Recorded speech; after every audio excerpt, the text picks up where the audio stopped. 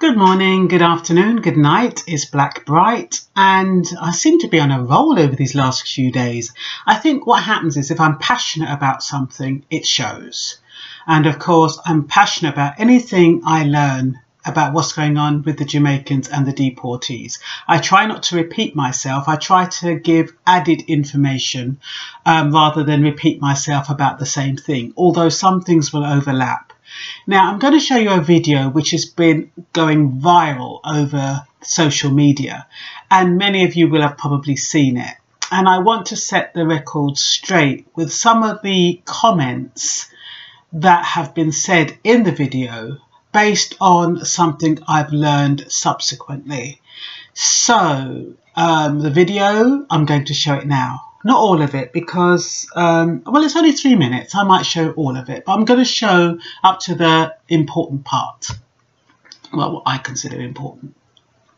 What's going on? You asked the question, are the Jamaican government getting money? The Jamaican government is getting 20 grand. I'm not sure, I can't quite remember if it's pounds or dollars, for each individual that's deported to Jamaica. The Jamaican government is getting 20 grand for each individual that's deported to Jamaica. We once wrote to Andrew Holness and asked him to turn a flight back. His response was, there's an agreement between the two countries that's inside, and he cannot break that agreement. It was in place with the previous government.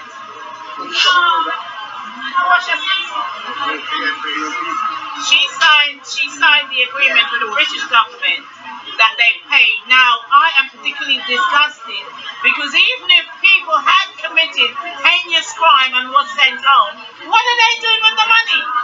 The people get there and they put them out in the streets. Why? And even more disgraceful, they show what side they stand on by calling the armed police on victims. The people who were in the High Commissioner today were people who have families within the detention centre, and they went in peacefully to have a conversation with them when they asked them to leave. What did they say? We will press the panic button if you don't leave, knowing full well that armed police are going to turn up. And that's exactly what happened. And I knew that was what was going to happen. I knew that coming out here and shouting and screaming, they know how we feel. They need to be held to account. This thing could be turned around. I personally, single-handedly, they put people on the plane and had to take them off because of the way I challenged them. So it can be done amongst our people. I don't understand why they're begging these people. They've shown their true colours. You know any personal cases of some of the individuals that they're planning on deporting? Not current, but I've worked with past cases. I've spoken to families today who's been here for 20 years. I spoke to a woman whose child was born here and being deported. Wow. Born here? Born in the UK and being deported. Don't ask me. Don't ask me. We're talking about immigration status. They're British born. But it doesn't surprise me because people who were born, and I'm sure a lot of those who the flights planned for were born in a British colony. I can guarantee you they were born in a British colony. So, I don't understand the logic of it. Thank you. Okay, I don't know how. That always happens. These phones are so temperamental. The slightest touch and they go off. Anyway, I'm not quite sure how many of you have seen that video. It has gone viral, and but the thing I wanted to address more than anything else was the thing with calling the armed guards on the demonstrators. Now, she said that the people that went in peacefully to speak to somebody. What I understand, I mean, there's always two sides to every story. I'm just saying what I heard. What I understand is that because they were demonstrating out there for so long, a few people asked if they could use the toilet. When they asked to use the toilet, they used that excuse to go somewhere else in the High Commission. And then they approached the receptionist. And apparently, I don't know if it's one or two people, they were really aggressive to the receptionist. And she got so panicked that she pressed the panic button. Now, the panic button goes straight to the police.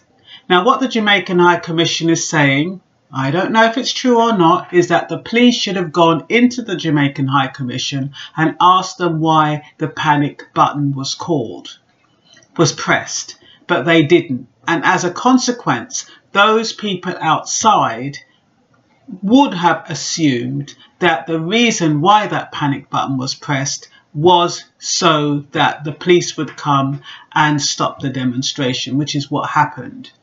Now, it's very difficult when you are hearing different bits and pieces and things come out in dribs and drabs. And I don't want to labour the point. But one thing I didn't realise, which I didn't mention in earlier videos, is that if you came to the UK before 1973, which is the Windrush generation, you can't be deported. However, if you came to the UK between 1973 and 1983, you come on a conditional resident status, which means that number one, your immigration status has to be regularised and you cannot commit any crimes. I don't know how many people know that. I don't even think when you stay in a country and you get a status, whether you even check the meaning of the status. I mean, how many people stop to read all the small print? How many people, once you get that passport and it's stamped and it says indefinite or whatever it says, or you're regularised or you're a resident, you're just jumping up for joy and yeah, me get my steer. Not realising that it's conditional.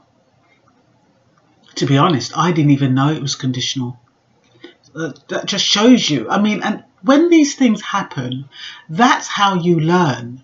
When you're in a country, you don't tend to learn about the laws and all the regulations. It's when you go into a different country, you learn about it. And so we take a lot for granted when we live in a country. And like me, because I'm born here, I don't even think about those things. Well, I haven't until recently. So now you have people, and she was saying that even somebody who was born here was put on the plane. Well, I'm thinking to myself now whether, even if you're born here and you're born here after, because this is the way they do it. If you're born in the country, but it's between 1973 and it's 1983, and your parents are, well, especially the mother is Jamaican or from any other part of the world, then, and if that mother has not regularised herself, then similar to America, what America is talking with this DACA thing, they can deport because you're coming under the auspices of your mother who is not regularised. I don't know the background of why somebody born in the country was deported, but you can bet your bottom dollar there's a reason behind it, something that's been written into the policy that allows them to do that. Because they don't want to send people out and have to bring them back. They don't want to do that. So they have to do what is right. And what I also didn't realise was that it was, even though that lady said she went on the plane personally and got people off after challenging them, what can I say? I'm not going to say anything. But what I heard, which was more plausible, was that the Jamaican High Commission interviews as many deportees as they can, and they find out their circumstances, and those who they feel have a right to appeal are the ones that they take off the plane. Those who have no right, he reckons that there's some people who don't have a chance in hell, and he doesn't even bother with those. But those who have a right to appeal, those are the ones that were not put on the plane, and which reduced the number from 50 to 29. All I'm saying is that, you know, these little bits and pieces, you know, you bring the picture together and you get a better picture of what's going on, instead of, you know, there is a lot of, you know, people blowing things out of proportion and things like that. And we don't know what is fact from what is true, but we can paint a picture, you know, by numbers, and by filling in all the numbers, we should get a pretty accurate picture in the end. So I hope these little videos are helping you to build a picture into what's happening and to help you understand the situation. Rule of thumb is don't commit a crime in a host country, especially now. If you feel for your spliff, smoke it at home, go where you're going, smoke it at the other place where if you can smoke it there or whatever. But while you're in transit, don't carry a spliff. Not even a bit of a spliff. Nothing that can incriminate you. That's one word of warning. And of the most natural one is make sure you're regularised. If you can prove you were here before 1973, you can go to the Home Office, and that should be able to be done pretty smoothly. After 1973 to 1983, that's much more difficult. But anyway, enough said. I don't want to go on and on. But yeah, that's all for now.